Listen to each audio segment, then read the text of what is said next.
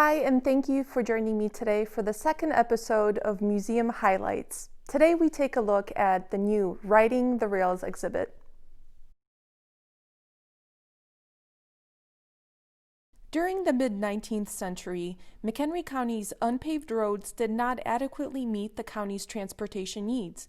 They were dusty in dry weather and nearly impassable when wet. In time, McHenry County depended on the railroad for transporting both people and goods. First in 1851 came the Galena and Chicago Union Railroad. Stations operated along this line at Huntley, Union, and Marengo. Next was the Illinois and Wisconsin Railroad coming from Chicago, which reached Cary in 1854. By 1860, the company had reorganized as the Chicago and Northwestern Railroad, with multiple stations along this line including Cary, Crystal Lake, and Harvard. Last of the pre-Civil War railroads was the Kenosha, Rockford, and Rock Island. Stations operated along this line at Harvard, Alden, and Hebron. In 1864, all of these various segments were consolidated to become part of the Greater Chicago and Northwestern Railroad. The railroad rapidly became an economic engine that influenced McHenry County.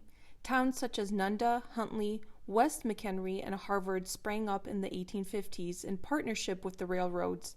Typewriters from Woodstock, eyes from Crystal Lake, hogs from Hebron, bass, trout, and sunfish from the Spring Grove hatchery, and dairy products from practically every station in the county reached distant markets because of freight trains bound for Chicago.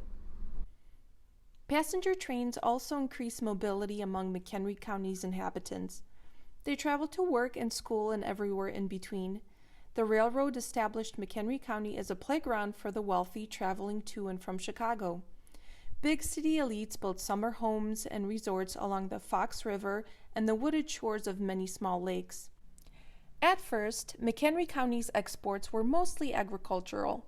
By the 1870s and 1880s, farmers began to move to the more profitable dairy farming, with its associated production of butter and cheese.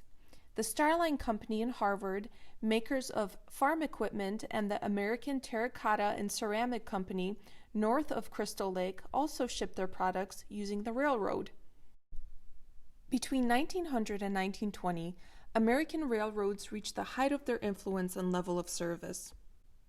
After 1920, the greatest damage to the railroad's transport monopoly was done by automobiles and trucks.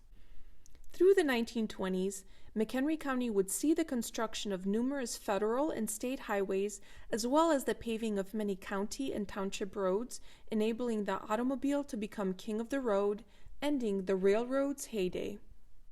If you would like to continue your train and railroad education with your children, please pick up a free trains activity kit. You request the train kit in advance, and then at your convenience, swing by the museum and pick it up. Tune in next time to see our Call to Arms exhibit to learn about how McHenry County supported the Northern home front during the Civil War. We would like to thank our members for making online educational programs like this possible, so please consider becoming a member. Thank you, and see you soon.